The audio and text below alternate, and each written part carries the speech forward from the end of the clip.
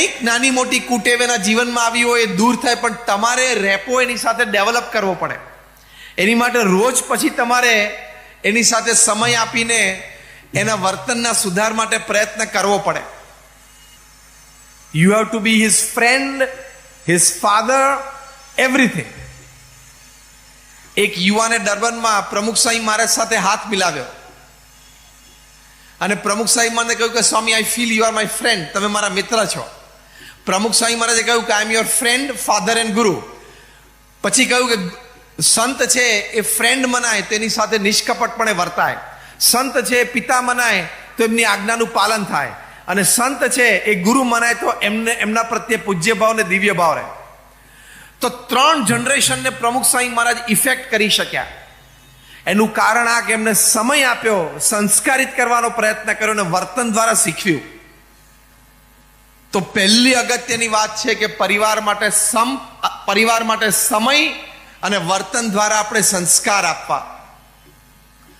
બીજી વાત છે પરિવારમાં સંપની દ્રષ્ટિએ કે અત્યારે યુવાનોમાં વિખવાદ અને છૂટાછેડાના પ્રસંગો ઘણા બધા બન્યા છે. હા કે ના? તમારા સમાજમાં પણ પ્રમાણ વધ્યું હશે જો બધા વડીલો હા પાડે છે. એમ I right or wrong?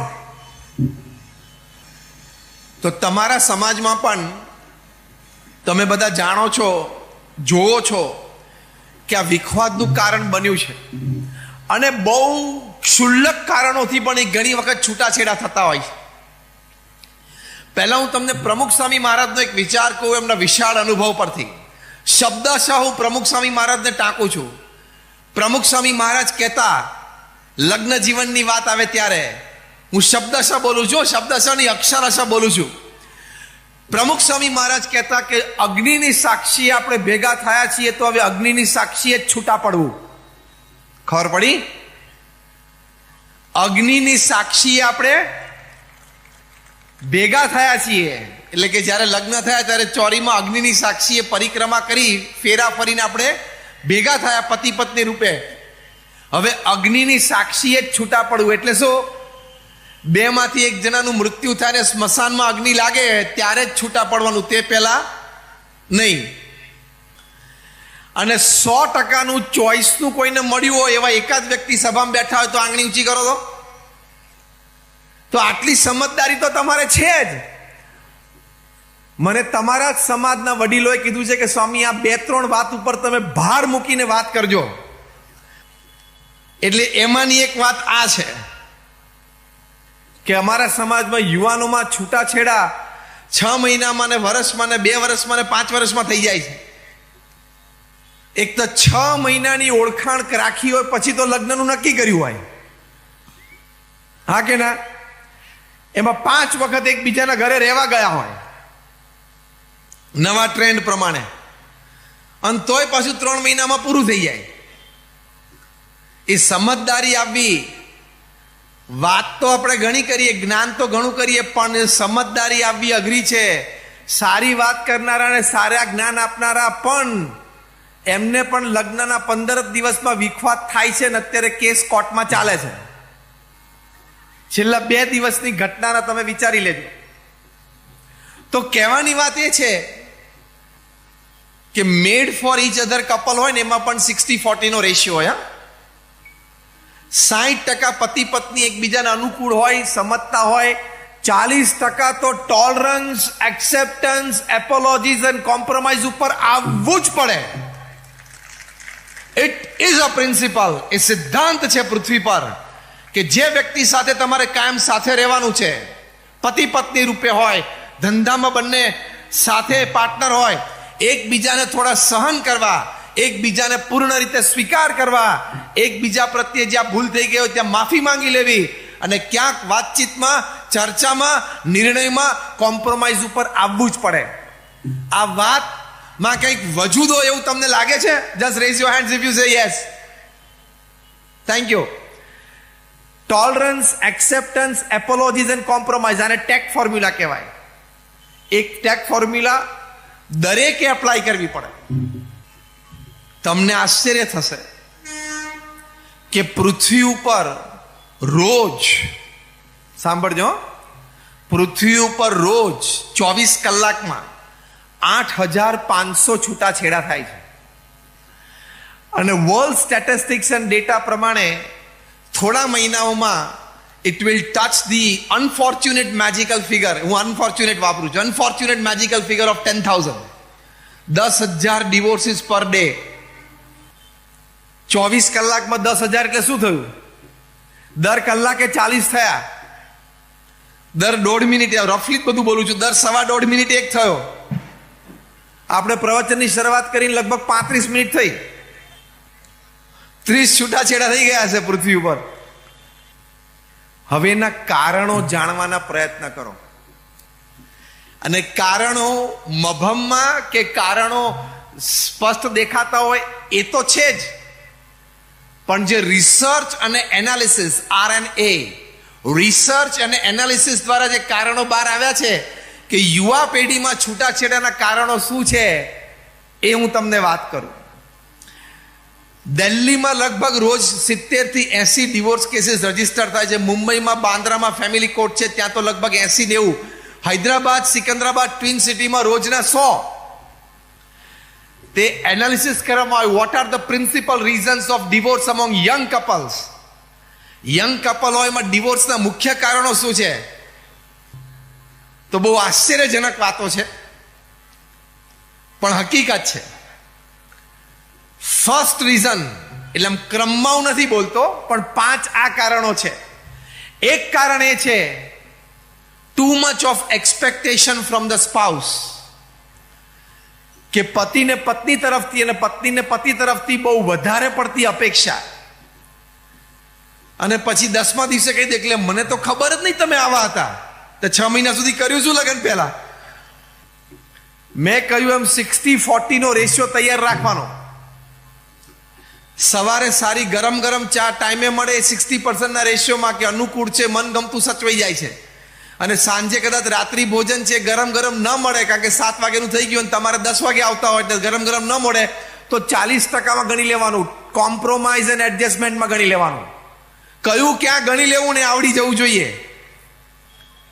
Expectations વધારે છે. બીજું એક બહુ જ મોટું કારણ બહાર આવ્યું છે, over exposure to social networking sites. જો હવે સભામાં સ્તબ્ધ થઈ જશે બધા, કારણ કે હું છાતી ઉપર મેં ફાયર કર્યું છે. તમે પરિણીત છો તો તમારે સોશિયલ નેટવર્કિંગ સાઇટ ઉપર જવાની જરૂર શું છે? I am talking very practical. What is happening in today's times. તમે પરિણીત છો તો તમે સોશિયલ નેટવર્કિંગ સાઇટ્સ ઉપર જાઓ એટલે લગ્નેતર સંબંધો બંધાય એ સિદ્ધાંત છે. તમે સોશિયલ નેટવર્કિંગ સાઇટ ઉપર જઈને તમે અહીંયા રાયપુરમાં બેઠા હો, ભારતમાં ક્યાંક બેઠા હોય, એમાં કોઈક વિયેટનામમાં બેઠું છે, કોઈક ઓસ્ટ્રેલિયામાં બેઠું છે, એની સાથે ચેટિંગ કરવાની જરૂર શું છે? તમારે કરો છો તો મહામૂર્ખ છો, તમે પારિવારિક મૂલ્ય સમજ્યા નથી. અને સામેવાળી વ્યક્તિ પણ આઈડેન્ટિટી છુપાવીને વાતો કરે છે, ખબર છે ને? હા કે ના? આઈડેન્ટિટી શું? જેન્ડર છુપાવીને વાતો કરે છે, હા કે ના? એ તો આધાર કાર્ડ લિંક થશે ને, આધાર કાર્ડ લિંક થશે ત્યારે ખબર પડશે કે હું 2 વર્ષથી જેની સાથે કોઈ પિંકી સમજીને ચેટ કરતો હતો એ તો રઘો હતો. લિંક થશે, ભારત સરકાર કરશે. You are making the biggest mistake of your life. You are proving yourselves to be the most foolish person upon this earth. તમે સોશિયલ નેટવર્કિંગ સાઇટ ઉપર જાઓ છો એક પરિણીત વ્યક્તિ તરીકે, પુરુષ હોય કે સ્ત્રી, પતિ હોય કે પત્ની, એ તમારા જીવનની સૌથી મોટી ભૂલ છે. અને તમે તમારી જાતને પૃથ્વીના સૌથી મોટા મૂર્ખ તરીકે સાબિત કરી દીધા. આ પણ સંબંધોમાં વિખવાદનું બહુ જ મોટું કારણ છે. અને સમજી લેવાનું, કોઈ પણ ગેરરીતિ આપણે આચરી સંબંધોમાં કે વ્યવહારમાં, એટલે કે ધન કમાવામાં, એ આજે નહીં તો કાલે બાકી તો જાતે કરી લીધો. કે પરિવારમાં આપણે એવી રીતે રહેવું, વિચારવું, બોલવું, સમજવું, વર્તવું કે પરિવારનો સંપ તૂટે નહીં. તોડતા બધાને આવડે છે પૃથ્વી પર, સમૂહ રાખતા, જોડતા એ બહુ ઓછા લોકોને આવડે છે. આપણે એમાંના એક થવાનું છે કે આપણે આપણા પરિવારને સાચવી શકીએ, રાખવી શકીએ અને સમૂહમાં જીવી શકીએ. અંગ્રેજીમાં એક કહેવત છે, if you have won the whole world but if you have lost your family you will be tagged as a loser not a winner. તમે નોકરી, ધંધો, વેપાર કરીને આખી પૃથ્વીને જીતી લો, 200-500 કરોડનું ટર્નઓવર કરો, પણ તમારા પરિવારમાં વિખવાદ હોય, ઝઘડો હોય, ડિવોર્સ હોય, સંતાનોમાં એકબીજા પ્રત્યે અભાવ હોય, પતિ પત્નીને ના બનતું હોય, મા બાપથી તમે અલગ રહેતા હો અને કંઈ અણબનાવ હોય, તો સમજવાનું કે તમે જીવનમાં લૂઝર છો, તમે વિનર નથી. અગેન હાર્વર્ડ યુનિવર્સિટીની વાત આપણે પહેલા કરી તે the greatest joy is family joy. અત્યારે છે ને સમાજમાં 3 પ્રકારના પરિવાર છે. એક જોઈન્ટ પરિવાર છે જેમાં 3 પેઢી સાથે રહેતા હોય, એ સૌથી શ્રેષ્ઠ અને સુખી પરિવાર છે. કારણ કે પૌત્ર પૌત્રીને દાદા દાદીનો ખોળો મળે, એમની પાસે રામાયણ અને મહાભારત જેવા મહાન ગ્રંથો સાંભળવા મળે, એની વાતો સાંભળવા મળે, એટલે નાનપણથીને સંસ્કાર પ્રાપ્ત થાય. અને જ્યારે જ્યારે પણ નાના બાળકો રમીને કે સ્કૂલેથી પાછા આવે ત્યારે દાદા દાદી ઘરમાં હોય એટલે હૂંફ પ્રેમ મળે. તમારામાંથી ઘણા બધા જોઈન્ટ પરિવારમાં રહેતા હશે, બધાને અભિનંદન છે. પણ કદાચ આજના જમાના પ્રમાણે સ્પેસ કન્સ્ટ્રેન્ટ હોય, ફ્લેટ નાના હોય, બધા ભેગા ના રહી શકતા હોય અને વ્યવસ્થાની દ્રષ્ટિએ જુદા પડવું પડે એવું હોય, એ અલગ વાત છે. બીજા પ્રકારનો પરિવાર એ છે કે જેને ન્યુક્લિયર ફેમિલી કહેવાય. એ ન્યુક્લિયર ફેમિલી એવું હોય, જેમાં આપણે બધા ફિઝિક્સ ભણ્યા છે તો ન્યુક્લિયર એટલે એટમ હોય ને, એટમમાં એક પ્રોટોન હોય અને પોઝિટિવ ચાર્જ હોય, એનું પોતાનું ઓર્બિટ હોય. ન્યુટ્રોન હોય ને એને નેગેટિવ ચાર્જ હોય, એનું પોતાનું એક ઓર્બિટ હોય. અને વચ્ચે એક ઇલેક્ટ્રોન હોય ને એને નેગેટિવ ચાર્જ હોય ને એનું એક ઓર્બિટ હોય. વચ્ચે ન્યુટ્રોન બેઠું હોય નાનું, એની પાસે પોતાનો ચાર્જ ના હોય, કોઈ ઓર્બિટ ના હોય. એટલે ન્યુક્લિયર ફેમિલી એટલે શું? પિતા છે એ પ્રોટોન, એની પાસે પોતાનો ચાર્જ હોય ને પોતાના ઓર્બિટમાં હોય, કામ ધંધામાં સવારથી રાત સુધી. એની માતા છે ઇલેક્ટ્રોન, કે એની પાસે પણ પોતાનો એક ચાર્જ હોય, સત્તા હોય, એને પોતાનું એક ઓર્બિટ હોય, સોશિયલાઇઝિંગ અને કીટી પાર્ટી. અને ન્યુટ્રોન હોય એટલે એનું બાળક વચ્ચે બેઠું, એની પાસે કોઈ સત્તા, ચાર્જ હોય નહીં, કોઈ અધિકાર હોય નહીં, એની પાસે કોઈ મુવમેન્ટ હોય નહીં. અને જેમ એટમમાં પેલું ન્યુટ્રોન વચ્ચે બેઠું બેઠું જોવે કે પ્રોટોન ઇલેક્ટ્રોન આજુબાજુ ફરે છે પણ કોઈ નજીક આવતું નથી, એમ પેલું બાળક પણ જોયા કરે, પપ્પા મમ્મી બે ફરફર કરે પણ નજીક તો આવતા જ નથી. એટલે ન્યુક્લિયર એટલે કે સમય નથી આપી શકતા, એટલે સંસ્કાર નથી આપી શકતા. અને ત્રીજા પ્રકારનું ફેમિલી આપણને બધાને લાગુ પડે છે. ત્રીજા પ્રકારનો જે પરિવાર છે આપણને બધાને લાગુ પડે છે. એ હમણાં છેલ્લા 20 વર્ષમાં એ પ્રકારનું એક ટાઈપ, જેમ કોરોના છે એનું વેરિયન્ટ બદલાયા કરે છે ને, નવું શરૂ થયું છે JN.1 અને એના લીધે મૃત્યુ શરૂ થયા છે. જેમ કોરોનાના વેરિયન્ટ છે ને એમાં આપણે એક ફેમિલીનું વેરિયન્ટ છે. એ શું છે? તો એને વાયર્ડ ફેમિલી કહેવાય. એટલે શું? પરિવારમાં રાત્રિ ભોજન પછી બધા સાથે તો બેઠા હોય, સવારના ગાળામાં બધા ઘરમાં સાથે હોય, physically they are close to each other, પણ બધા પોતપોતાના, બધાને ખબર પડી ગઈ, બધા પોતપોતાના ગેજેટ સાથે હોય, મોબાઈલ સાથે હોય, આઈપેડ સાથે હોય, લેપટોપ સાથે હોય. એટલે વાયર સાથે કનેક્ટેડ હોય, પરિવારજન સાથે કનેક્ટેડ ના હોય, તેને વાયર્ડ ફેમિલી કહેવાય. થોડો અપભ્રંશ કરી નાખો ને, આને થોડો અપભ્રંશ કરી નાખો ને એટલે શું થાય ખબર છે? આનો થોડો અપભ્રંશ કરી નાખો કે વાયર્ડ ફેમિલી એટલે શું? પરિવાર સાથે એકબીજા સાથે કનેક્ટેડ ના હોય, ઇલેક્ટ્રોનિક ગેજેટ સાથે કનેક્ટેડ હોય, સ્ક્રીન ટાઈમ વધારે હોય, એટલે પરિવારને આપણે સમય નથી આપી શકતા. પ્રમુખ સ્વામી મહારાજનો પહેલો ઉપદેશ આ છે કે પરિવારને સમય આપો. કારણ કે તમે સમય આપશો એટલે સંસ્કાર અને સંસ્કૃતિ તમારા પરિવારમાં સચવાશે. જેમ નાનો છોડ હોય એને આપણે જેમ વાળીએ તેમ વળે, એમ નાના બાળકો, કુમળા બાળકો, અને જેમ તમે નાનપણથી પાઠ શીખવો એ પ્રમાણે એ પાઠ શીખે. સ્કૂલ્સ અને કોલેજીસમાં તો અઘરું છે, આ બધું શીખવાડવામાં નહીં આવે, કારણ કે ત્યાં ગણપતિનો શીખવાડે તો યુ આર સેફરનાઇઝિંગ એજ્યુકેશન. તમે ભણતરનું ભગવીકરણ કરો છો, એટલે ગણપતિનો નહીં ચાલે, તમે સાંપ્રદાયિક બનાવો છો. હા, ગધેડાનો ચાલે, પછી મોટો થઈને કેવો થાય? એટલે મા બાપની જવાબદારી બને છે કે સંતાનોને આવી રીતે સમય આપીને સંસ્કાર આપવા. અને સમય આપો એટલે વ્યક્તિ જુદી તૈયાર થાય. માઇક્રોસોફ્ટના સીઈઓ સત્ય નદેલાનો ઇન્ટરવ્યુ આવેલો, જ્યારે માઇક્રોસોફ્ટમાં બિલ ગેટ્સની ખુરશી ઉપર બેઠા. આજે બિલ ગેટ્સની ખુરશી ઉપર બેસવું એટલે શું? આવું જતન આપણે વિચારવું જોઈએ. એકવાર અમારા મંદિરમાં એક વ્યક્તિ આવ્યા સાંજના સમયે, સંધ્યા આરતી પૂર્ણ થઈ પછી, અને ત્યાં એમના નાના સંતાનને લઈને આવેલા ભેગા. એટલે હશે 13-14 વર્ષનો. પછી કે સ્વામી મારે તમને એક વાત કરવી છે. એટલે અમારા સંત હતા, એને કહ્યું શું બોલો?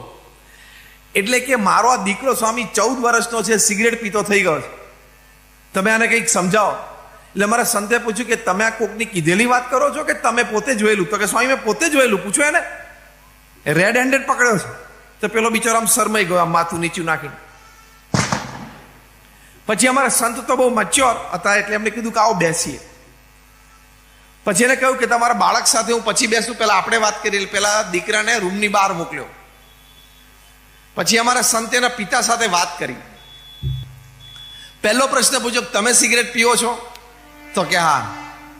બીજો પ્રશ્ન પૂછ્યો, ઓફિસમાં પીવો છો કે ઘરે? તો કે ઘરે પણ પીવું કોક વખત. ત્રીજો પ્રશ્ન પૂછ્યો કે ઘરે તમે બેઠા હો અને સિગરેટ પીવાનું મન થાય અને સિગરેટ ધારો કે ના હોય, તો તમે ક્યારે આ બાળકને પાનના ગલ્લે સિગરેટ લેવા માટે મોકલ્યો છે? તો કે હા મોકલ્યો છે ને.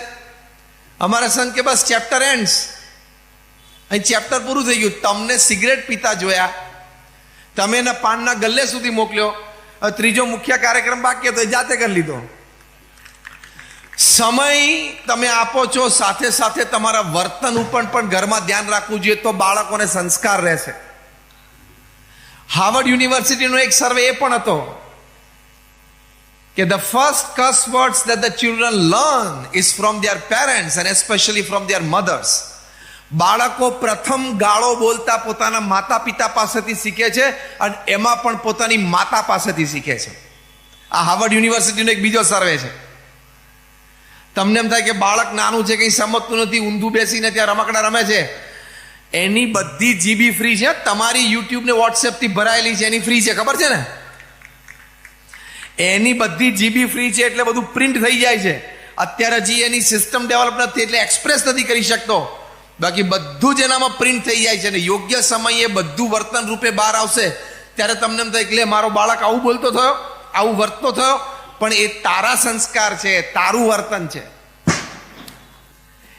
એટલે પૈસા કમાવા કઈ પૃથ્વી ઉપર મોટી વાત નથી. હવે જે હું વાક્ય બોલું એ સાંભળજો. પૃથ્વી ઉપર રોજ સેંકડો લોકો કરોડપતિ બને છે, હજારો લોકો રોજ લાખોપતિ બને છે. પૃથ્વી ઉપર રોજ દર 24 કલાકે સેંકડો લોકો કરોડોપતિ બને છે, અને રોજ 24 કલાકમાં હજારો લોકો લાખોપતિ બને છે. પૈસા કમાવા એ કઈ મોટી વાત નથી. તમે તમારા પરિવારનું સંવર્ધન કરી શકો એ મોટી વાત છે. તો સમય અને વર્તન એ બંને તમારે તમારા પરિવારજનોને આપવા પડે. પ્રમુખ સ્વામી મહારાજ આટલી મોટી BAPS સંસ્થા, આજે મહંત સ્વામી મહારાજ આટલી મોટી BAPS સંસ્થા, હું જે સંસ્થામાંથી આવું છું એ BAPS સ્વામિનારાયણ સંસ્થા. તમારામાંથી ઘણા બધા અક્ષરધામ જોયું હશે. Just raise your hands if you have been to Akshardham at Delhi or Gandhinagar. તો લગભગ બધા હાથ ઊંચો કર્યો. એ સંસ્થામાંથી અમે સંતો આવીએ છીએ. BAPS દુનિયાની પ્રથમ 10 મોટી સંસ્થાઓમાંની એક સંસ્થા છે. BAPS સ્વામિનારાયણ સંસ્થા પાસે યુનાઇટેડ નેશન્સમાં એક સ્થાયી પરમેનન્ટ સીટ NGO તરીકે છે. આટલી મોટી સંસ્થાનું સંવર્ધન, રોજિંદુ કાર્ય એ કોઈ સામાન્ય વાત નથી. આની વચ્ચે પ્રમુખ સ્વામી મહારાજે આ સમગ્ર BAPS સંસ્થાના તમામ આશ્રિત પરિવારો અને જન સમાજને પોતાનો પરિવાર માન્યો, સમય અને સંસ્કાર આપી શક્યા. કેટલો બધો સમય પ્રમુખ સ્વામી મહારાજે વ્યક્તિગત મુલાકાતમાં આપ્યો છે, નાના બાળકો, કિશોરો, યુવાનોને આપ્યો છે.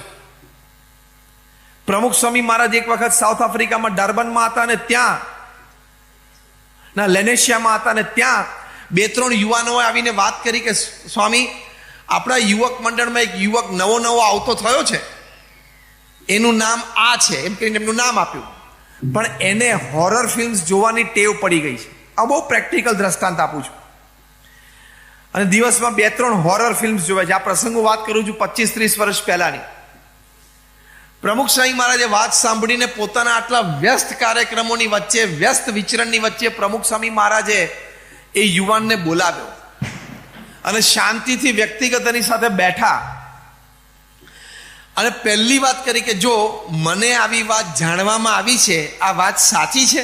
જો આ વર્તનની રીત, આપણે તો ના હોય તો આપણા પરિવાર કોઈ બાળક ઉપર તૂટી જ પડીએ, તું આવો છું તું પેલો છું, તને મને આવી વાત ખબર પડી ને પહેલા પૂછ્યું, પહેલા કીધું કે હા સ્વામી વાત સાચી છે. પ્રમુખ સ્વામી મહારાજે જરાય ગુસ્સો ના કર્યો. જો એક પિતા અને માતા તરીકે સંતાનો સાથે કેવી રીતનું વર્તન હોવું જોઈએ એ પણ આવા સંતના જીવનમાંથી આપણને શીખવા મળે છે. પ્રમુખ સ્વામી મહારાજે યુવાનને પ્રેમથી સમજાવ્યો કે જો તારી યુવાન અવસ્થા છે, અત્યારે તારે વિદ્યાભ્યાસનો સમય છે, તું કોલેજમાં જાય છે, એક તને સારો કોર્સ હાથમાં આવ્યો છે, એટલે એક સારી લાઈન હાથમાં આવી છે, તું સારું ભણીશ, તારા પરિવારનું પણ તારે બેકગ્રાઉન્ડ સારું છે, તો ભવિષ્યમાં તારા લાભાર્થે છે, તારા પરિવારના લાભાર્થે છે, સમાજના લાભાર્થે છે. તું ભણી ગણીને સારો પ્રોફેશનલ તૈયાર થઈશ તો તને તારા જીવનમાં સારી સફળતા મળશે. માટે આવી ખોટી આદત રાખીને તું જીવન બરબાદ ના કરીશ. 20 મિનિટ સુધી પ્રમુખ સ્વામી મહારાજે આ યુવાનને વ્યક્તિગત સમજાવ્યો અને 20 મિનિટની આ સમજદારી પછી આ યુવાને આ હોરર ફિલ્મ્સ જોવાની પોતાની ટેવ એ સંપૂર્ણ મૂકી દીધી. આજે જ્યારે હું તમારી સામે આ વાત કરું છું ત્યારે આ યુવાન પોતાના ક્ષેત્રમાં ત્યાં સાઉથ આફ્રિકાના લેનેશિયામાં એ ટોપ ક્લાસ પ્રોફેશનલ છે અને આખા શહેરમાં એનું માન સન્માન છે. તો જ્યારે આપણે આપણા સંતાનો સાથે બેસીને પ્રેમથી એને વાત કરીએ ત્યારે